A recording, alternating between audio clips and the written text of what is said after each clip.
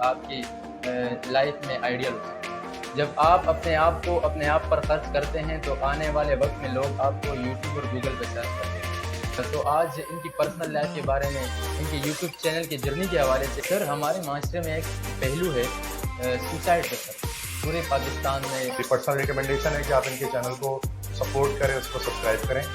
बहुत बहुत शुक्रिया। सर, हम लाइफ में कोई पर्टिकुलर काम करने के लिए कोई डिसीजन लेते हैं करने के लिए, तो हमारी आदत है कि हम 5, 6, 10 बंदे से पूछते हैं सर आपकी आजकल जो कुछ महीने से वीडियोस आ रही हैं उस पर कमेंट्स टर्न ऑफ होते हैं। सर, इसकी वजह क्या है? केमिस्ट्री आपका फेवरेट है या इंग्लिश आपकी फेवरेट है?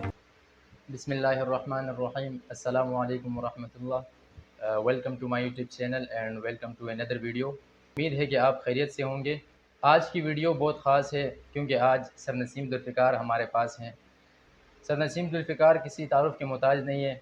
ये मुमकिन नहीं है कि कराची में एक पढ़ने वाला स्टूडेंट हो और वो सर नसीम जुल्फ़िकार को न जानता हो। सर नसीम जुल्फ़िकार की खिदमत में एक शेर है, जब आप अपने आप पर ख़र्च करते हैं तो आने वाले वक्त में लोग आपको यूट्यूब और गूगल पे सर्च करते हैं। ये लाइव एग्ज़ाम्पल है सर नसीम जुल्फ़िकार की। जिस तरह के आप जानते हैं, सर नसीम जुल्फ़िकार की पहली वीडियो 23 अप्रैल 2020 और आज 5 अक्टूबर 2022, तो उनकी 1000 वीडियोज़ हो चुकी हैं, 1 लाख सब्सक्राइबर्स हो चुके हैं और तकरीबन सर्टेनली 1 करोड़ व्यूज़ हो चुके हैं। सर, आपको बहुत-बहुत मुबारक हो सर। बहुत शुक्रिया, जज़ाकल्लाह। अच्छे उस्ताद बताते हैं, बेहतरीन उस्ताद सिखाते हैं और अज़ीम उस्ताद कुछ बना देते हैं।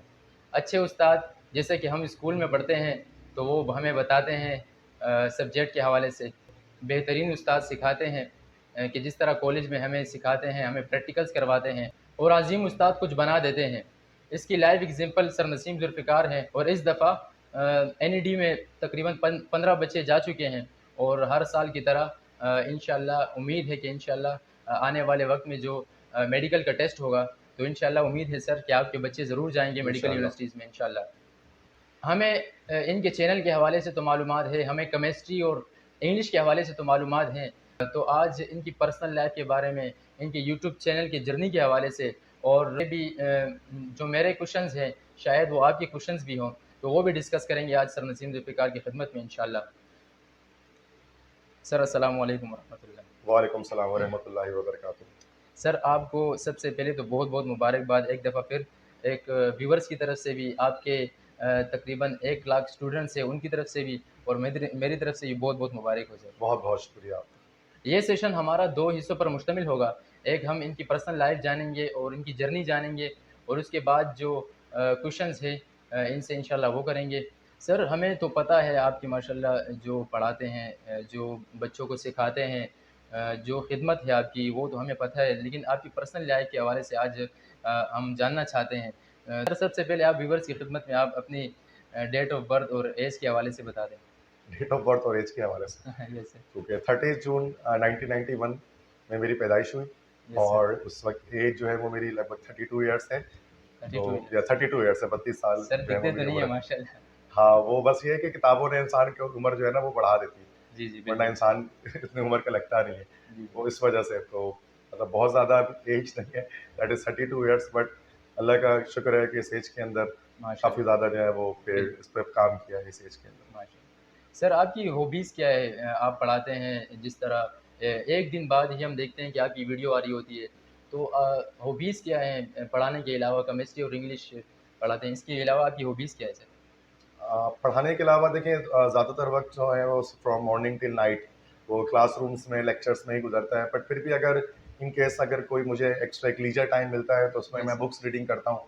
बुक्स रीडिंग मेरी हॉबी है और ये एक पैशन है मेरा, बचपन से ही जो है वो किताबें पढ़ने का शौक़ रहा है। यस। तो बस जो वक्त मिलता है उसमें रीडिंग्स करना और फिर नॉलेज गेट करना, ताकि वो नॉलेज हम स्टूडेंट्स को आगे ट्रांसफ़र कर सकें और मुझे खुद भी उसमें मज़ा आता है। यस तो सर। ये है कह लें कि बुक रीडिंग जो है वो मेरी एक हॉबी है, जी, जी। मतलब एकेडमिक लेक्चर्स के अलावा। सर, स्कूल के बाद की एजुकेशन के हवाले से बता दें कि आपने कहाँ पढ़ा कॉलेज के हवाले से और अभी स्टिल जो पढ़ रहे हैं, मेरे मेरे ख़्याल में आप अभी स्टिल पढ़ रहे हैं, तो इसके हवाले से बता दें। एक्चुअली मैंने मैट्रिक जो की वो रहमान चिल्ड्रन सेकेंडरी स्कूल, यहाँ से मेरी मैट्रिकुलेशन हुई साइंस में। After that I got admitted to government Delhi college. Delhi और कॉलेज। जी दिल्ली यस। कॉलेज से मैंने इंटरमीडिएट किया प्री इंजीनियरिंग में यस सर। इन 2010 2010 में। और देन उसके बाद Dawood university of engineering and technology, yes sir. उस वक्त वो दाऊद कॉलेज हुआ करता था, तो अब वो दाऊद इंजीनियरिंग यूनिवर्सिटी है। वहाँ से मैंने बीई किया केमिकल इंजीनियरिंग के अंदर, और 2013 में मैं वहाँ से पास आउट हो गया 2013 में। यस फिर सर। मैंने 1 ईयर का गैप लिया अपनी स्टडीज़ के अंदर। देन उसके बाद SMIU सिंध मदरसतुल इस्लाम यूनिवर्सिटी, यस सर। वहाँ से मैं MS में इनरोल हुआ, that yes is sir. MS in environmental sciences. Yes sir. तो मैंने उसको कंप्लीट नहीं कर सका, उसको मैंने हाफ वे पर था, उसके बाद मुझे उसको छोड़ना पड़ा अपने अच्छा। एकेडमिक्स की वजह से। यस। तो फिर इस तरह से वो MS मतलब लाइक से कि कंटिन्यू है मेरा, एमएस। MPhil या MS जिसको आप कह सकते अच्छा। हैं, SMIU से। यस। तो ये चीज़ है। बाकी उसके बाद फिर ज़ाहिर सी बात है, इतनी मसरूफियत हुई अपने टीचिंग के अंदर कि फिर वो एक रिदम जो है बरकरार नहीं रख पाया मैं उसको, तो वो नहीं कर सका। इंशाल्लाह वक्त मिलता है तो आगे फिर और इसको स्टार्ट करेंगे आगे। सर माशाल्लाह आपकी जो जर्नी है 23 अप्रैल 2020 को पहली वीडियो कॉस्मेट कैलेंडर की। जी हाँ। हाँ, और वो मैंने देखी सर। और उसके बाद कल परसों आपने वीडियो दी लास्ट वीडियो, बिल्कुल। तो 1 लाख सब्सक्राइबर्स माशाल्लाह, और 1000 से ऊपर वीडियोज़, 1 लाख से ऊपर सब्सक्राइबर्स भी हो चुके हैं माशाल्लाह, और तकरीबन पहुँचने वाले हैं 1 करोड़ व्यूज़ तक माशाल्लाह पहुँचने वाले हैं। तो ये यूट्यूब जर्नी ज़ाहिर-सी बात है, बहुत से अप एंड डाउन्स आए होंगे बिल्कुल। और बहुत सी मुश्किलात हुई होंगी, और हमने देखा है सर कि आप लेक्चर के दौरान सिर्फ लेक्चर पर फोकस करना होता है, तो ये भी एक मुश्किल काम है। तो आप अपनी यूट्यूब जर्नी के हवाले से बताएं सर, ज़ीरो टू हीरो। 2020 में जब कोविड स्टार्ट हुआ तो उसमें हम चूँकि फिज़िकल क्लासेस नहीं हो रही थी, जो पाबंदी थी उस पर, तो यूट्यूब पर तो उस पे लाइक ज़ूम के थ्रू हम क्लासेस लिया करते थे। एप्टीट्यूड की क्लासेस चूँकि उस वक़्त ज़रूरी थी, क्योंकि एनईडी ने अपना टेस्ट लेना था। तो ये 2020 की बात कर रहा हूँ, और उस वक़्त तमाम कोचिंग सेंटर्स बंद थे।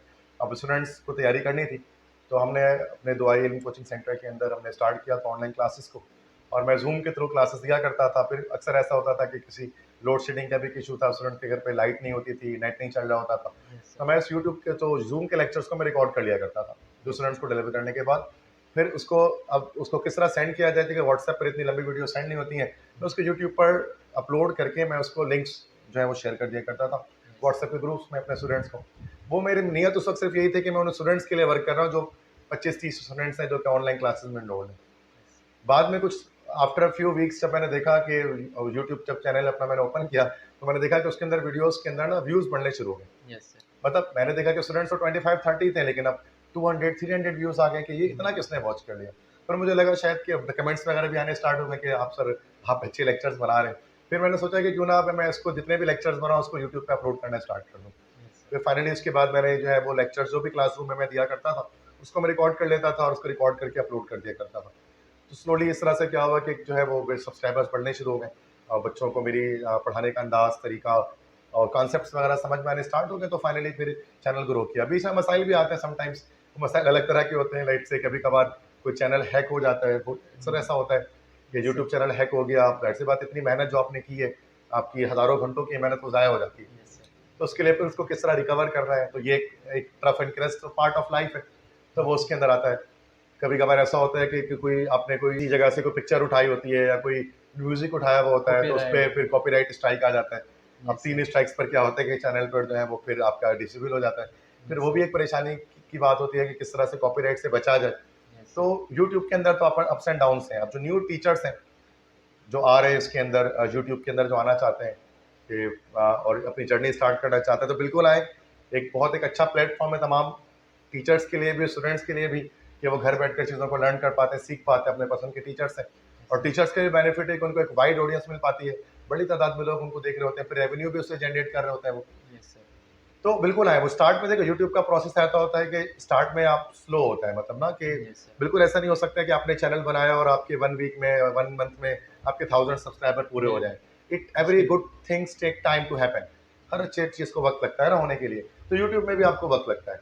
आप बिल्कुल भी इसमें डिसहार्ट ना हो। अगर आपको लगता है कि आप में टीचिंग टैलेंट है, लोग आपकी बात को समझते हैं, ठीक है, और बच्चे आपकी तारीफ भी करते हैं अगर आप फिजिकल लेक्चर्स में पढ़ाते हैं, तो आप यकीनन आप आएँ यूट्यूब पर और उसमें अपने चैनल्स अपलोड कर रहे हैं। आज नहीं तो कल आपको उसके अंदर जो है वो फ़ायदा मिलेगा, आपको उसके अंदर व्यूअर्स भी मिलेंगे, आपको ऑडियंस मिलेगी, आपको अप्रेज़ल मिलेगा, तमाम चीज़ें मिलेंगी। यस। बस इसमें टाइम लगता है, कभी-कभार 1 साल, 2 साल भी लग जाते हैं। बट आज नहीं तो कल आपकी मेहनत रहेगा नहीं जाती, आपको उसका फल मिलता है। Hard work never goes in when.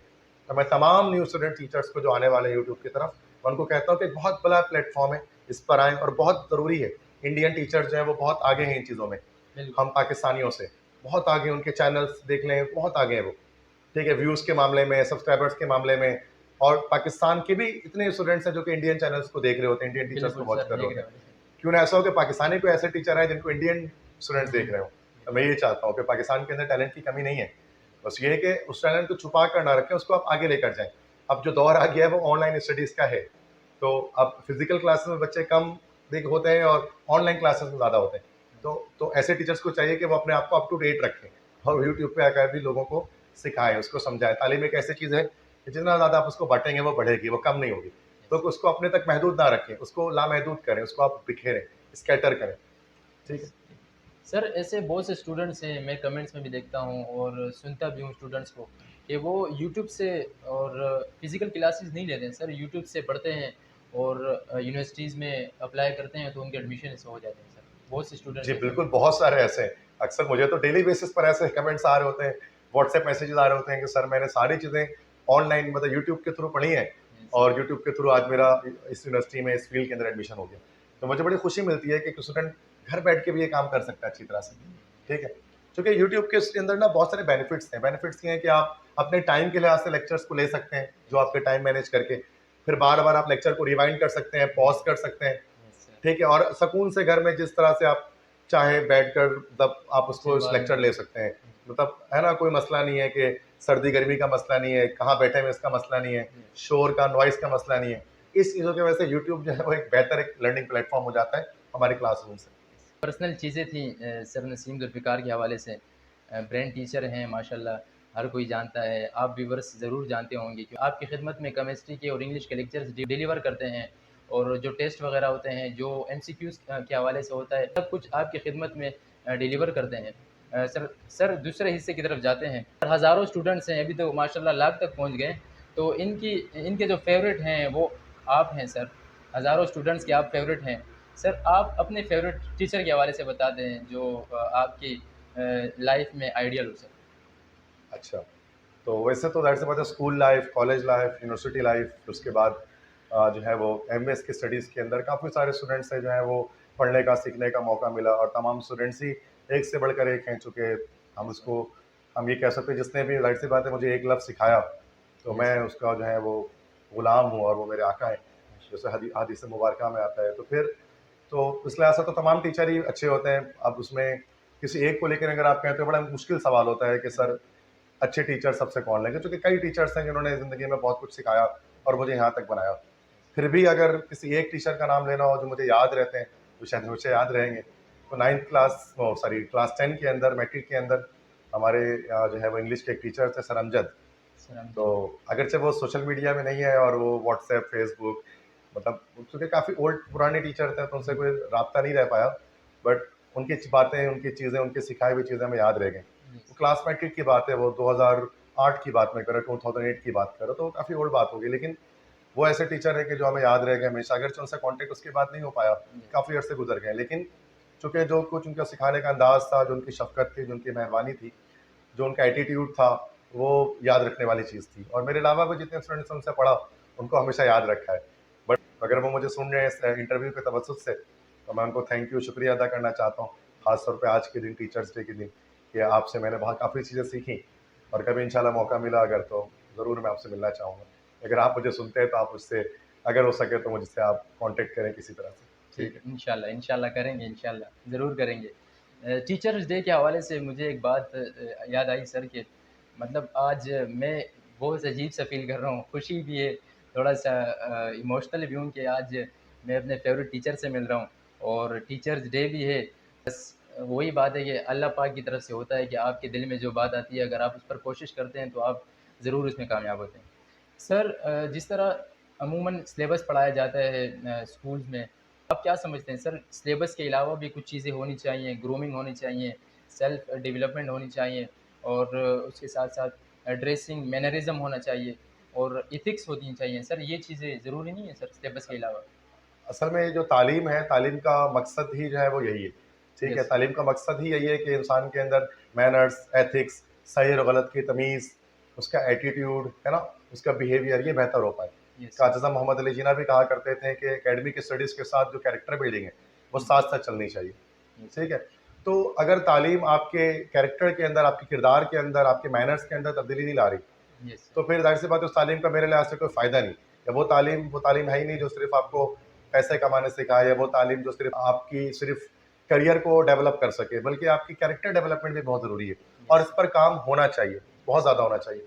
School का मेन मकसद ही यही है कि एक अच्छा इंसान वो सामने लेकर आए, सर, ठीक है? अमूमन बड़े स्कूल के लेवल जो हैं वहाँ ये चीज़ें तकरीबन होती हैं सर, लेकिन यहाँ के जो स्कूल्स हैं यहाँ थोड़ा-सा मुश्किल हो जाता है। चूँकि जो बैकवर्ड इलाके होते हैं, जो middle class, lower middle class सबका होता है, तो वहाँ तो नॉर्मल सी बात है, एक ऐसी चीज़ होती है कि बस स्टूडेंट जो है, वो पढ़ लिख के कमाना सीख ले, वो अर्निंग करना सीख ले, उसके ए वन ग्रेड्स आ जाएँ, वो अच्छे ग्रेड्स के साथ पास होके एक अच्छी नौकरी तलाश कर ले, ताकि जो जो मत पेरेंट्स ने जो बुरे वक़्त देखे, वो एक स्टूडेंट वो बुरा वक़्त ना देखे, तो वो अपने लिहाज़ से तो वो पेरेंट्स सोच रहे होते हैं, जो एक बैकवर्ड तबके के अंदर जो पेरेंट्स होते हैं। तो उनका कसूर उनमें नहीं होता, चूँकि जो कुछ उन्होंने जो हार्ड लाइफ देखी होती है ना, उसके लिहाज से वो सोच रहे होते हैं कि बस बच्चे कमाने लग जाएँ किसी तरह से, अच्छे ग्रेड्स आ जाएँ। लेकिन अब वही जो एक अब बड़े घरों में अगर हम जाते हैं, एक एलीट क्लास के अंदर हम जाते हैं, तो वहाँ तो पैसों की परवाह नहीं होती है। वहाँ अगर कोई फादर, अगर कोई बिज़नेस उनका है, तो कारोबार है, तो उनको तो पता है उनका बच्चा दोबारा कारोबार में आ ही जाएगा। यस तो वो ज़्यादातर कैरेक्टर बिल्डिंग इन चीज़ों पर वो फ़ोकस करते हैं। वो कहते यस हैं हमें ग्रेड से मतलब नहीं है। बिल्कुल सही। तो ये एक चीज़ है ना, तो इसमें हम उनको, पेरेंट्स को हम या फिर कसूरवार नहीं कह सकते। पहले ये चाहते हैं कि बच्चे की पोज़ीशन अच्छी आए, उसकी राइटिंग अच्छी हो, उसकी ग्रामर अच्छी हो, उसकी मैथमेटिक्स अच्छी हो, उसके कांसेप्ट अच्छे हों। इस बिल्कुल लिहाज से तो जो आपने कहा ना कि मैनर्स, कैरेक्टर बिल्डिंग, मैनरिज़्म हो गई, ये चीज़ें बहुत ज़रूरी हैं स्कूल के अंदर आज के दौर में। चूँकि अगर स्टूडेंट इन सब चीज़ों को लेकर नहीं चलता ना, तो आगे जाकर उसको अपने प्रोफ़ेशनल लाइफ़ के अंदर, अपने पर्सनल लाइफ़ के अंदर काफ़ी मसाइल का सामना करना पड़ता है। यस। सर, एक क्वेश्चन है शायद व्यूअर्स जो तलबा हैं, स्टूडेंट्स हैं, उनके ज़हन में भी हो उनके सर, आपकी आजकल जो कुछ महीने से वीडियोज़ आ रही हैं, उस पर कमेंट्स टर्न ऑफ होते हैं सर, इसकी वजह क्या है सर? हाँ, काफ़ी स्टूडेंट्स इस पर शिकवे शिकायत करते हैं, मुझसे मतलब कंप्लेंट्स करते हैं व्हाट्सएप पर भी और यूट्यूब पर भी कि सर आपने कमेंट्स ऑफ रखे हैं, मैम कि हमारे पास कोई क्यूरी है, तो हम उसको कैसे आस्क करेंगे? देखिए, स्टार्ट में जब मैंने वीडियोज़ बनाई थी, जब सब्सक्राइबर्स कम थे, व्यूअर्स कम थे, तो कम कमेंट्स आते थे, तो उस पर मैं रिप्लाईज़ अक्सर कर दिया करता था। लेकिन अब चूँकि इतने ज़्यादा 1 लाख सब्सक्राइबर हो चुके हैं और मतलब बहुत सारे लोग हैं जो देख रहे हैं इस वीडियो को, डेली के 30,000, 40,000, 50,000 व्यूज़ आते हैं। अब इससे thousands of comments daily base पर आ रहे होते हैं। हुँ, अब मेरे पास इतना ज़्यादा वक़्त होता नहीं कि मैं जो है वो वन बाय वन उनको कमेंट्स के रिप्लाई कर सकूँ, ठीक है? और फिर कमेंट्स स्टूडेंट कर दे और मैं रिप्लाई ना करूँ, तो ये भी अच्छी बात नहीं है। तो मैंने इसलिए कमेंट्स को ऑफ ही कर दिया, ताकि इन केस अगर मतलब कि स्टूडेंट्स को ये ना लगे कि सर रिप्लाई ना ही नहीं कर रहे, तो मैंने इसको ऑफ ही कर दिया ताकि ये कमेंट्स के रिप्लाई करने का मामला खत्म हो सके। लेकिन मैंने फिर भी व्हाट्सएप नंबर अपना एक दिया हुआ होता है, यस, जिस पर मैं अक्सर स्टूडेंट्स से कम्युनिकेट कर रहा होता हूँ डेली बेसिस पर, ना सही 2-3 दिन में अक्सर मैं उनके आंसर्स दे देता हूँ व्हाट्सएप पर, ठीक है? बट यूट्यूब पे क्या होता है कि वो बहुत सारे कमेंट्स आते हैं डेली बेसिस पर, तो वो मेरे ओल्ड वीडियोस मैंने जो कमेंट ऑन रखे हैं, मैं उस पर तो रिप्लाई कर देता हूँ, लेकिन न्यू वीडियोस में मैं ऑफ रखता हूँ। उसकी रीज़न यही है कि फिर वो उसको मैनेज करना मेरे लिए बड़ा मुश्किल होता है कि बिल्कुल, क्लासरूम्स के साथ वीडियोस को, फिर उसके कमेंट्स को मैनेज करना। तो ये है तमाम स्टूडेंट्स से मैं ये कहना चाहता हूँ जो इस चीज़ के लिए काफ़ी ज़्यादा वो क्यूरियस होते थे, जैसे उसमें हो सकते हैं कि सर जी। क्यों कमेंट्स ऑफ रखते हैं, तो उसके पीछे वजह ये। सर, हमारे माशरे में एक पहलू है सुसाइड का सर।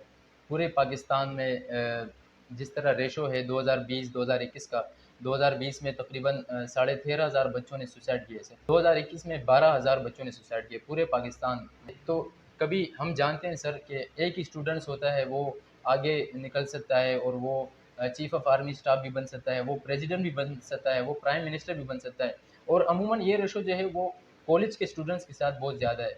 तो आप क्या समझते हैं सर कि इसकी वजह क्या है? क्या ये डिप्रेशन का शिकार हो जाते हैं? क्या एग्ज़ाम प्रेशर होता है? या आजकल का जो फ़ैशन चल रहा है बीएफ और जीएफ का सर इनके दरमियान जो होता है सर, ये क्या वजह हो सकती है आपकी?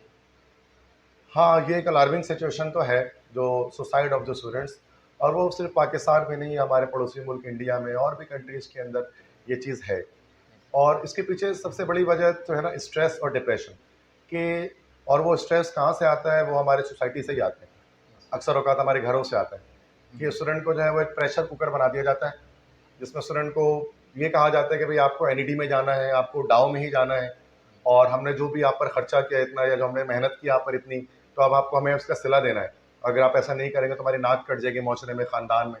तो पेरेंट्स क्या करते हैं, या फिर ख़ानदान वाले क्या करते हैं, बच्चों को इतना प्रेशर में डाल लेते हैं ना, अगरचे वो स्टूडेंट उसकी मेंटल ओरिएंटेशन इस तरफ होती नहीं है कि वो डॉक्टर बने, इंजीनियर बने, वो किसी और तरफ अल्लाह ने उसका ज़हन बनाया होता है, उसका स्टेट ऑफ माइंड किसी और तरफ होता है।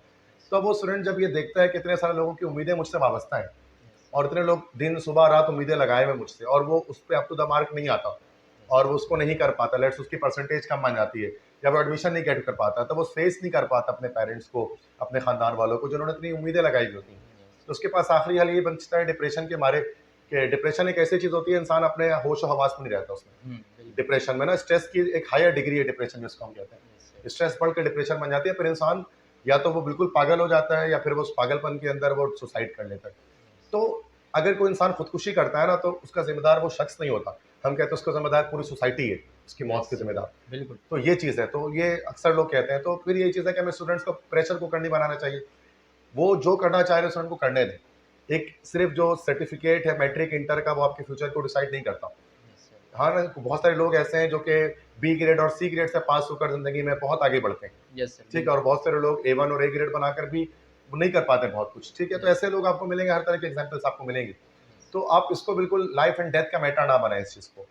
तालीम कर रहा है, एक स्टूडेंट मेहनत कर रहा है, तो उसके लिए वही काफ़ी है। लेकिन उस मेहनत की अगर उसको परसेंटेज नहीं मिली, उसको उसके ग्रेड्स नहीं बने, तो उससे कोई फ़र्क नहीं पड़ता। वो किसी और तरफ चला जाएगा। बहुत फ़ील्ड्स हैं, बहुत यूनिवर्सिटीज़ हैं, बहुत करियर इंसान का जो इंसान चूज़ कर सकता है। और तो ये चीज़ है। बाकी ये कि जो आप बता रहे हैं कि जो फ़ैशन जो ट्रेंड चल रहा है यस। आजकल, है ना, कि अपोज़िट जेंडर्स उनके बीच में, तो वो तो इस वजह से भी है कि हमारी करियर काउंसलिंग ठीक तरह से नहीं होती। हमारे स्टूडेंट्स को फ़ोकस करना, कंसंट्रेशन करना नहीं सिखाया जाता कि किस तरह से पढ़ाई पर फ़ोकस करेंगे, तो उनका फ़ोकस आउट हो जाता है। फिर वो अदर चीज़ों पे, नेगेटिव चीज़ों की तरफ निकल जाते हैं और फिर ज़ाहिर-सी बात है उस तरफ जब वो निकलते हैं तो फिर उनका जो एक फ़ोकस होता है पढ़ाई का, वो बिल्कुल आउट हो जाता है। फिर वो पढ़ाई सही तरह से नहीं कर पाते। फिर दूसरी तरफ अगर उनको वहाँ से भी, मतलब जो वो चाह रहे हैं, जो उनका एक ट्रेंड चल रहा है, वहाँ से भी नाकामी का सामना करना पड़ता है, तो उधर पे डिप्रेस हो जाते हैं वो। फिर सुसाइडल इश्यू वहाँ पर भी एक आ जाती है। तो ये इस वजह से है कि स्टूडेंट्स को, जैसे आपने स्टार्ट में बताया था इंटरव्यू के शुरू में, कि गाइड नहीं किया जा रहा है ना स्टूडेंट्स को, सिर्फ एकेडमिक चीज़ें तो पढ़ाई जा रही हैं, इन चीज़ों के बारे में नहीं बताया जा रहा है कि इस तरह से फोकस कैसे मेंटेन करना है, कंसंट्रेशन कैसे बनाना है, लाइफ को जीना कैसे है असल में, है ना, ज़िंदगी किस चीज़ का नाम है। ये है हमारे स्कूलों में, इसमें थोड़ी किल्लत का सामना करना पड़ रहा है। मेरी अपनी तो कोशिश होती है कि मैं स्टूडेंट्स को दोनों चीज़ें सिखाऊँ। अगर मैं 1 घंटे का लेक्चर दे रहा हूँ तो 45 मिनट्स लेक्चर दूँ, तो 15 मिनट्स में ये भी बताऊँ, और अक्सर ये चीज़ें मेरे लेक्चर्स में भी आ जाती हैं जब मैं इसको बता रहा होता हूँ। तो ये चीज़ है अक्सर, बहुत सारी बात एडिट कर देता हूँ, बहुत बार मैं रहने देता हूँ। तो ये मैं हर क्लास में कर रहा होता हूँ। मेरे लेक्चर 1 आवर का होता है, लेकिन मैं अपलोड 30 मिनट्स कर रहा होता हूँ। बिकॉज़ 30 मिनट्स में यही बातें स्टूडेंट्स को समझा रहा होता हूँ। जब मैं लेक्चर स्टॉप करके बता रहा होता हूँ स्टूडेंट्स को कि बेटा ये चीज़ें, this is how we should live, ठीक है? और क्या चीज़ें किस तरह से, कोई मसला नहीं है आप नहीं बन पाए डॉक्टर, आप नहीं बन पाए इंजीनियर, कोई मसला नहीं, मेरे लिए आप चैंपियन हो, क्योंकि आप मेहनत कर रहे हो। जब स्टूडेंट इस तरह के अल्फाज समझते हैं ना, तो वो डिप्रेशन में नहीं आता है, ठीक है? ये चीज़ें हर टीचर्स को करनी चाहिए स्टूडेंट के साथ। उसको बिल्कुल ये नहीं कहना चाहिए आपको यही बनना है और ये ज़िंदगी और मौत का मामला बनना है, ऐसा नहीं है। और इस तरह से भी सिखाने के जो अपोज़िट जेंडर की भी जो अट्रैक्शन अल्लाह ताला ने रखी है, उसके कुछ हदूद है, उसको कुछ लिमिट्स हैं। हमारा रिलीजन भी हमें बताता है। तो वो लिमिट्स इस टीचर्स को बताने चाहिए कि वो क्या हैं। सर पेंडेमिक की वजह से और कोरोना वायरस की वजह से जिस तरह गैप आया और प्रमोट हुए बच्चे 9 क्लास में, 10 क्लास में, फर्स्ट ईयर, हत्ता कि सेकंड ईयर तक प्रमोट हुए सर। तो इस दौरान इसके बाद जो बच्चों का मोमेंटम है, वो स्ट्रेटजी, वो पढ़ने का, वो डिसिप्लिन, वो टूट चुका है सर। अब तक बहुत से बच्चे हैं जो इस चीज़ का शिकार हैं और प्रोडक्टिव स्टडी नहीं कर पाते हैं। बहुत कोशिश करते हैं लेकिन वो स्ट्रेटजी, वो प्रोडक्टिव स्टडी नहीं हो पाती। तो इसके हवाले से क्या कहना है सर? हाँ, ये एक इशू एज़ अ टीचर तो ज़ाहिर-सी बात है हमें फेस करना पड़ा। 2020 में जो पैंडेमिक आया, 2021 तक जो चला, तो उससे स्टूडेंट्स काफ़ी ज़्यादा बैकवर्ड हो गए अपनी पढ़ाई के लिहाज़ से। फिर अब हम इसको देखें ना, 2021 के बाद 2021 में स्टूडेंट्स ने पूरी तरह से एग्ज़ाम्स दिए हैं जो उनको देने थे, तमाम सब्जेक्ट्स दिए हैं, कोई रिड्यूस सिलेबस नहीं था। फिर 2022 में भी अभी वो फुल फ्लेज क्लासेस चल रही हैं सारी। तो एक टाइम हो गया, अब तो आई थिंक के लोग उसको भुला रहे हैं, कोविड को, पैंडेमिक को। स्टूडेंट्स को भी चाहिए कि अब उसको वो भुला दें और जो मोटिवेशन है, ज़ाहिर-सी बात है कि अब वो रेगुलर क्लासेस को जॉइन करें, रेगुलर स्टडीज़ करें, किसी भी तरह की भी कोई अब पाबंदियाँ नहीं है कोविड की वजह से, जी, बिल्कुल। क्लासरूम के अंदर, किसी भी चीज़ के अंदर। तो अब वो उसको एज़ अ एक्सक्यूज़ करके, उसको एक बहाना बनाकर वो आगे नहीं चल सकते। चूँकि जो चीज़ होनी थी वो तो हो गई, उसमें गवर्नमेंट ने आपको सपोर्ट भी किया, आपके रिड्यूस सिलेबस किया, आपके लिए कंपल्सरी सब्जेक्ट्स को हटा दिया, ठीक है? अक्सर इस तरह की चीज़ें की उन्होंने, पेपर का पैटर्न ईज़ी कर दिया। तो वो तो उन्होंने अपने आप को सपोर्ट किया, एजुकेशन मिनिस्ट्री ने आपको पूरी तरह से। लेकिन अब यही चीज़ है कि अब आपने सिलेबस को कम पढ़ा था, अब आपको कंप्लीट सिलेबस पढ़ना पड़ता है। अब उसके लिए इस चीज़ को समझने के लिए आपको पूरा वक्त जो है वो पढ़ाई पर देना है। पहले कोविड के टाइम में स्टूडेंट्स जो है वो पढ़ाई के अलावा भी चीज़ों पर टाइम देते थे, गेम्स में, मूवीज़ में और इस तरह यूट्यूब वॉच करने में या फिर कोई इस तरह से खेलने कूदने में, घूमने फिरने पे ज़्यादा फोकस हो रहा था। लेकिन अब आपको सारा फोकस अपनी पढ़ाई पर करना है, चूँकि अब कोविड नहीं है। अब बिल्कुल। सारी चीज़ें ना कंप्लीट तरह से आपके पास आ रही है, कोई सिलेबस रिड्यूस नहीं हो रहा। तो मैं यही कहता हूँ कि आप इस चीज़ को समझते हुए अगर आप नहीं करेंगे तो बाकी स्टूडेंट जो मेहनत कर रहे हैं वो आपसे आगे बढ़ जाएँगे।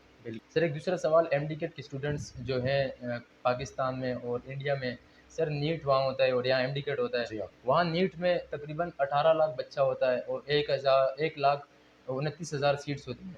लेकिन यहाँ पे इस साल जो रजिस्ट्रेशन हुई है 2 लाख 10 हज़ार बच्चा है और उस हिसाब से 6 हज़ार सिर्फ सीटें हैं सर। तो मेरे ज़हन में आप क्या कहना चाहते हैं सर? नीट के जो एग्ज़ाम्स इंडिया के अंदर होते हैं एमबीबीएस के लिए और पाकिस्तान में एमडी कैट के एग्ज़ाम्स होते हैं, तो ज़ाहिर सी बात है इंडिया की अगर पॉपुलेशन वाइज़ अगर देखी जाए तो पॉपुलेशन काफ़ी ज़्यादा है और उस पॉपुलेशन की वजह से फिर सिंपल सी बात है कि उनके पास ज़्यादा स्टूडेंट्स अप्लाई करते हैं नीट के एग्ज़ाम्स के लिए। पाकिस्तान में पॉपुलेशन इंडिया के लिहाज से कम है तो कम स्टूडेंट्स अप्लाई करते हैं। लेकिन इसमें एक बेहतर चीज़ ये है कि इंडिया में यूनिवर्सिटीज़ की तादाद ज़्यादा है ना? ज़्यादा स्टूडेंट जो है वो एमडी कैट के बाद जो है वो एमबीबीएस के लिए एडमिशन ले सकते हैं। लेकिन पाकिस्तान में चूँकि शायद इस पर इतना ज़्यादा फोकस नहीं किया जाता इन चीज़ों पर, तो यूनिवर्सिटीज़ इतनी ज़्यादा नहीं है जितनी होनी चाहिए। इसके मुकाबले में स्टूडेंट्स ज़्यादा हैं, तो वो बहुत सारे स्टूडेंट्स हैं, मेजॉरिटी ऑफ द स्टूडेंट्स ऐसे जिनका एडमिशन नहीं हो पाता। जो मेरिट लिस्ट में टॉप पर होते हैं उनका तो एडमिशन हो पाता है, बाकियों का नहीं हो पाता। तो अब ये गवर्नमेंट की ये एक रिस्पॉन्सिबिलिटी है कि वो ज़्यादा मेडिकल यूनिवर्सिटीज़ को बनाएँ और ज़्यादा उसको इस्टेब्लिश करें। जैसे हमारे इस औरंगी टाउन के अंदर एक भी हमारे पास मेडिकल और इंजीनियरिंग यूनिवर्सिटीज़ हमें नहीं मिलती। अब कितना बड़ा टाउन है, एशिया का सबसे बड़ा टाउन है। तो गवर्नमेंट की ज़िम्मेदारी है कि उस पर वो वर्क करे और ज़्यादा से ज़्यादा मेडिकल यूनिवर्सिटीज़ बनाएँ, ताकि स्टूडेंट जो कि डिज़र्व करते हैं वो एडमिशन ले सकें उसके अंदर। जैसे इंडिया के अंदर अक्सर स्टूडेंट्स का एडमिशन हो जाता है बिकॉज़ ऑफ मल्टीपल सर हम यूनिवर्सिटीज़। लाइफ में कोई पर्टिकुलर काम करने के लिए कोई डिसीजन लेते हैं करने के लिए, तो हम हमारी आदत है कि हम 5 6 10 बंदों से पूछते हैं और उसमें कुछ लोग होते हैं जो हमें इस काम से रोकते हैं, हमें उसके नेगेटिव पॉइंट्स बताते हैं। तो हम उस चीज़ पर कैसे स्टिक रहें और उस लोगों की बातों को अपने ऊपर इफ़ेक्ट ना होने दें? सर ये किस तरह, आप इस तरह के बारे में क्या कहते हैं सर? देखें, ये तो ऐसा होता है कि समटाइम्स आप कोई एम अपना बनाना चाहते हैं, कोई एक आपका मिशन होता है और आप कोई एक इस डिग्री हासिल करना चाहते हैं लेट्स से, तो फिर आप मुख्तलिफ लोगों से उससे राय लेते हैं। मशवरा है, मशवरा करना बेहतर है, सुन्नत भी है। मशवरा करते हैं भाई क्या करना चाहिए, क्या नहीं करना चाहिए। तो लोग आपको अक्सर मशवरे देते हैं और मशवरे में कुछ ऐसा भी होता है, कुछ लोग एक फील्ड अगर आप लेकर जाएँ कि लेट्स से कि मुझे मैकेनिकल इंजीनियरिंग करनी है। अब 5 लोग आपको कहेंगे भई कर लें और 5 लोग कहेंगे भई नहीं करें, फील्ड का स्कोप नहीं है। अब इससे स्टूडेंट जो है ना वो काफ़ी ज़्यादा उसका माइंड डेविएट हो जाता है कि अब मैं क्या करूँ, मतलब कुछ लोग कह रहे हैं ये करो, कुछ लोग कह रहे हैं ये ना करो। तो इसमें सबसे मेन चीज़ है ना कि आप अपने आप को डिस्कवर करें, डिस्कवर योरसेल्फ। अपने यस आप को डिस्कवर करें कि अल्लाह ताला ने आपको किस चीज़ के लिए पैदा किया। आपका इंटरेस्ट किस चीज़ में है? Sir, yes sir. आप है ना, आपकी दिलचस्पी किस चीज़ में है? अगर आपकी दिलचस्पी अगर मैकेनिकल इंजीनियरिंग में है, तो आप मैकेनिकल इंजीनियरिंग करें। फिर उस पर आप अगर आपको 4-5 लोग भी कह रहे हैं ना कि भाई ठीक फ़ील्ड है, तो आप कोई इश्यू नहीं है। फिर अगर 3-4 लोग तो गलत बोल देंगे, कोई ऐसा मसला नहीं है, लेकिन आप मैकेनिकल की तरफ जाएँ, फिर अल्लाह ताला क्या करेगा, उसके अंदर रास्ते आपके लिए खोलेगा। फिर चूँकि आपका इंटरेस्ट होगा ना, तो जब आप इंटरेस्ट के लिहाज से कोई फ़ील्ड अपना लेंगे, कोई मशवरा कर लेंगे ना, अगर उस फ़ील्ड को अपनाएँगे, तो फिर आप उस इंटरेस्ट की वजह से आप उसमें मेहनत करेंगे। आप उसमें उसके बारे में रीड करेंगे, आप सुबह-शाम उसके बारे में सोचेंगे, उसके कोर्सेज़ करेंगे, यस तो सर। आपको मज़ा आ रहा होगा उसके अंदर। तो खुद ब खुद अल्लाह ताला उसी फ़ील्ड के अंदर आपके लिए क्या करेगा, रास्ते निकालेगा। अगरचे दूसरे लोगों को के नज़दीक वो फ़ील्ड सही नहीं होगी। तो ऐसा हमने देखा है कि कुछ ऐसे फ़ील्ड है जो कि बहुत बेहतर नहीं है, लेकिन कुछ उसी फ़ील्ड में रहकर लोग आगे बढ़ जाते हैं। यस फिर हम सर। कहते हैं यार ये फ़ील्ड तो ऐसी थी नहीं कि जिसमें इसमें कुछ बेनिफिट हो। इस फ़ील्ड को तो कोई लेना नहीं चाहता है, लेकिन इसी फ़ील्ड में ये इंसान आगे चल गया, चूँकि उसका इंटरेस्ट है इस फ़ील्ड के अंदर। और अगर आप विदाउट इंटरेस्ट सिर्फ़ लोगों के कहने पर आप एक फ़ील्ड ले लेंगे, लेट्स से कि एक फ़ील्ड आपने ले ली, किसी आपको पसंद थी मैकेनिकल इंजीनियरिंग, लेकिन आपने कंप्यूटर साइंस ले ली, आपको उसमें इंटरेस्ट नहीं था। और फिर आप उस फ़ील्ड को लेकर आगे बढ़े, तो आपको इंटरेस्ट रहा ही नहीं, आपने उसके बारे में पढ़ा नहीं, सीखा नहीं। जैसे एक डिग्री लेकर आप यूनिवर्सिटी से पास आउट हो गए, तो फिर आपको वो डिग्री आपको फ़ायदा नहीं देगी। जब आप जॉब पर जाएँगे, इंटरव्यूज़ पर जाएँगे, तो आप उसको ज़ाहिर सी बात है क्लियर नहीं कर पाएँगे। मज़ा भी नहीं आएगा आपको उस चीज़ में। तो मैं यही कहता हूँ कि अपने इंटरेस्ट को आप फर्स्ट प्लेस पर रखें और ये ना देखें कि लोग उस फ़ील्ड के बारे में क्या कह रहे हैं, आप उसको कर लें। है ना? दुनिया में रास्ते बहुत हैं, हर एक फ़ील्ड ज़रूरी है दुनिया के अंदर। हर कंपनी के अंदर, हर हर एक इंडस्ट्री के अंदर, हर एक सेक्टर के अंदर, हर तरह के लोग चाहिए होते हैं। तो सिर्फ़ डॉक्टर और इंजीनियर ही नहीं चाहिए दुनिया को, बहुत कोई और भी लोग चाहिए। तो आप अपनी फ़ील्ड को इंटरेस्ट के लिहाज़ से अपनाएँ, कहीं न कहीं अल्लाह ताला आपके लिए रास्ता खोलेगा। सर सर यूरोप कंट्रीज़ में और कंट्रीज़ में जिस तरह कानून बनता है और उसको उसी तरह 15-20 साल चलाया जाता है। अगर उसको बदलना हो तो कुछ साल पहले ही उसको इसके हवाले से बता देते हैं। तो यहाँ सर एमडी कैट और कभी एनएमडी कैट, कभी पीएमसी, तो कानून हर रोज़ बदला जा रहा है और स्टूडेंट्स को ज़हनी टॉर्चर एक दिया जा रहा है सर। बिल्कुल। और वो इस चीज़ का शिकार हैं कि कभी फेडरल पढ़ते हैं, कभी सिंध बोर्ड पढ़ते हैं। तो इसके हवाले से क्या राय रहेंगे आपसे? अब बदकिस्मती से अनफॉर्चुनेटली ऐसा है, पाकिस्तान के अंदर जो तालीम है ना, वो भी सियासत की, पॉलिटिक्स की नज़र हो जाती है। यस। इसकी सबसे बड़ी मिसाल आपको मेडिकल के एंट्रेंस टेस्ट के अंदर आपको देखने में मिलती है कि अगर एक पॉलिटिकल पार्टी ने पीएमसी बना दिया, पाकिस्तान मेडिकल कमीशन, जो कि इन्होंने एक बेहतर तरह से काम कर रही थी, लेकिन जब वो पॉलिटिकल पार्टी चली गई, एक नई पॉलिटिकल पार्टी आई, तो उसने अपने लिहाज से जो है उसने पीएमडीसी बना दिया, Pakistan medical and dental council. तो इसमें किसी तरह से बच्चों के फ़ायदे को नहीं देखा गया यस। कि स्टूडेंट का क्या फ़ायदा है कि पीएमसी में, कि पीएमडीसी में। उन्होंने बस ये कहा कि ये जो पीएमसी बनाया था, वो फलाँ गवर्नमेंट ने बनाया था, उसकी अच्छी चीज़ भी हमें काबिल कबूल नहीं है। तो उन्होंने उसको चेंज करके पीएमडीसी कर दिया कि अब हम पहले चला रहे थे, हम उसी को चला रहे हैं। तो उसमें कहीं पे भी ना स्टूडेंट्स, इससे क्या होता है कि स्टूडेंट्स को नहीं देखा गया, तो उसका शिकार स्टूडेंट्स हो गए कि उनको पता नहीं लगा कि कौन सा सिलेबस फॉलो करना है, फेडरल बोर्ड फॉलो करना है, सिंध बोर्ड फॉलो करना है, या पीएमसी सिलेबस फॉलो होगा कि नहीं होगा, टेस्ट की एग्जैक्ट डेट्स क्या होंगी, पेपर टेस्ट होगा कि ऑनलाइन टेस्ट होगा, टेस्ट सबका एक आएगा क्या मुख्तलिफ आएगा। ये बहुत कन्फ्यूजन है। स्टूडेंट्स व्हाट्सएप पर कमेंट्स पर अक्सर हज़ारों कमेंट्स और मुझे मैसेजेस रिसीव होते हैं, बच्चे परेशान होते हैं। यस। अब मैं भी इसका कोई जवाब नहीं दे पाता, चूँकि वो हर आए दिन वो नई चीज़ें तब्दील कर देते हैं। Yes sir. जबकि स्टूडेंट्स हैं, तैयारी कंप्लीट कर चुके हैं, उनको अगर अगर कुछ करना भी था तो वो नेक्स्ट ईयर उसको इम्प्लीमेंट करते हैं, इस ईयर ना करते हैं। पहले आज इन्फॉर्म कर देते, तो अगले साल से ऐसा होना है, लेकिन स्टूडेंट्स रिलैक्स रहते हैं। लेकिन यहाँ पर स्टूडेंट्स को फिर इसका शिकार होते हैं वो, है ना? वो डिप्रेशन का शिकार होते हैं इस चीज़ में। बहुत सारे स्टूडेंट हो चुके हैं, परेशान है कि क्या हो रहा है, यूनिवर्सिटीज़ में एडमिशन स्टार्ट नहीं हो रहे। तो उसका यही है ना कि एक पॉलिटिक्स में की वजह से जो है वो तालीम का निज़ाम ख़राब होता है। ये पॉलिटिशियंस को, ये जो मिनिस्ट्री है, उनको समझना चाहिए एजुकेशन की कि ऐसा स्टूडेंट्स के साथ नहीं होना चाहिए। स्टूडेंट्स को कि उनकी सोच को सामने रखना चाहिए कि पहले स्टूडेंट इतनी मुश्किल से, कुछ स्टूडेंट है पाकिस्तान में जो पढ़ना चाहते हैं, यस सर। हाँ, लिटरेसी रेट तो हमारा बहुत कम है। बिल्कुल। अब जो स्टूडेंट पढ़ना भी चाहते हैं, वो इन चीज़ों की वजह से वो क्या होता है कि वो डिप्रेशन का शिकार हो जाते हैं, वो भी पढ़ाई से दूर जाने लगते हैं। Yes sir. ठीक है, तो ये चीज़ है कि गवर्नमेंट से एक अपील है कि इन चीज़ों के बारे में सोचें। सर एक सवाल और कि इंग्लिश और केमिस्ट्री आप डिलीवर करते हैं। सर इंग्लिश और केमिस्ट्री दोनों मुतज़ाद सब्जेक्ट हैं। इंग्लिश में आपको इंग्लिश ग्रामर और उससे होते हैं, सबको देखना पड़ता है। और केमिस्ट्री सारे केमिकल्स, तो केमिस्ट्री और बायो कहीं न कहीं रिलेट करती है। लेकिन ये इंग्लिश और केमिस्ट्री रिलेट नहीं करती। तो केमिस्ट्री आपका फ़ेवरेट है या इंग्लिश आपकी फ़ेवरेट है? तो इसमें इसका इतना मुतज़ाद है, लेकिन आप माशाल्लाह इतना बेहतरीन करके पढ़ाते हैं। तो ये ये अक्सर ये भी स्टूडेंट्स ये सवाल मुझसे करते हैं कि सर आप इंग्लिश और केमिस्ट्री किस तरह से दोनों चीज़ टीचर करवाते हैं, क्योंकि दोनों एक दूसरे अपोजिट सब्जेक्ट्स हैं। तो केमिस्ट्री तो इस वजह से कि मेरी फील्ड जो है, मैंने केमिकल इंजीनियरिंग की है, तो मेरी फील्ड केमिस्ट्री की स्टडीज़ के अकॉर्डिंग। और इंग्लिश इस वजह से कि जो मैंने टीचिंग अपनी स्टार्ट की ना, पढ़ाना जो मैंने शुरू किया, वो इंग्लिश को ही मैंने स्टार्ट किया 2010 में, जब मैंने अपनी जो है वो क्लासेस स्टार्ट की, जब मैंने पढ़ाना शुरू किया, तो मुझे शुरू में स्कूल्स में से, कोचिंग सेंटर्स में से इंग्लिश की ऑफर आई ना उसको पढ़ाने के लिए। तो फिर मैंने बोला चले जो आ रहा है पढ़ा देते हैं। उसके लिए फिर मैंने 1-2 साल मेहनत की इंग्लिश पर, उसको पढ़ाया, उसको स्टडीज़ करवाई। तो क्या हुआ फाइनली मुझे तो इसमें भी चीज़ें स्किल्स आ गई। तो फिर मैंने जब आगे अपना सेंटर स्टार्ट किया हमने, तो फिर फाइनली दोनों सब्जेक्ट्स को लेकर चले, इंग्लिश भी लेकर चले, केमिस्ट्री भी लेकर चले। चूँकि एक वेल वर्स्ड हो चुका था, कमांड उसके अंदर मेरा आ चुका था। दैट्स अगर आप यूट्यूब चैनल के अबाउट में जाएँगे सर के, तो वहाँ आपको 4 कैंपस के हवाले से मालूमात मिलेगी। तो इंशाअल्लाह सर वहाँ मौजूद होंगे, सर पढ़ाते भी हैं। हर कैंपस में पढ़ाते हैं? जी हाँ। सर हर कैंपस में पढ़ाते हैं, चाहे वो नॉर्थ कराची हो, गुलशन इकबाल, इमाम कॉलोनी या रहमत चौक, हर जगह अवेलेबल होते हैं। इंशाअल्लाह आपको पढ़ाएँगे, केमिस्ट्री भी पढ़ाएँगे, इंग्लिश भी पढ़ाएँगे। आप जहाँ नज़दीक हों, इन 4 कैंपसेस के पास हों, तो आप कहीं भी किसी कैंपस में भी दाखिला ले सकते हैं। सर नसीम ज़ुल्फ़िकार अवेलेबल होंगे और इंशाअल्लाह आपको ज़रूर पढ़ाएँगे। सर आपका बहुत-बहुत थैंक यू, बहुत-बहुत शुक्रिया आपका। आपने इतने कीमती वक़्त में से हमें वक़्त दिया और हमें इस लायक समझा। थैंक यू सर, बहुत-बहुत आपका थैंक बहुत यू। शुक्रिया कि आपने जो है वो एज़ अ टीचर से कि इस मौके पर आएँ और आपने मेरा इंटरव्यू किया, और इतना प्रेज़ किया आपने मेरे इन तमाम कामों को। मैं अपने तमाम स्टूडेंट्स से रिक्वेस्ट करता हूँ कि इनका जो यूट्यूब चैनल है इकराम 360 ऑफ़िशियल, जिसका लिंक मैं डिस्क्रिप्शन में दे दूँगा, और तो आप इसको लाज़मी सब्सक्राइब करें और अपने फ्रेंड्स के साथ शेयर करें, बेल आइकन को प्रेस करें। माशाल्लाह काफ़ी अच्छे इंटरव्यूज़ कंडक्ट करते हैं ये, और जो उनका तरीका है सवाल करने का, क्वेश्चंस को करने का, वो बहुत बेहतरीन है। और इंशाल्लाह आगे भी बहुत अच्छी वीडियोज़ आपको उनके चैनल पर मिलेंगी। तो मेरी पर्सनल रिकमेंडेशन है कि आप इनके चैनल को सपोर्ट करें, उसको सब्सक्राइब करें। बहुत बहुत शुक्रिया। जज़ाकल्लाह। थैंक यू सर, बहुत-बहुत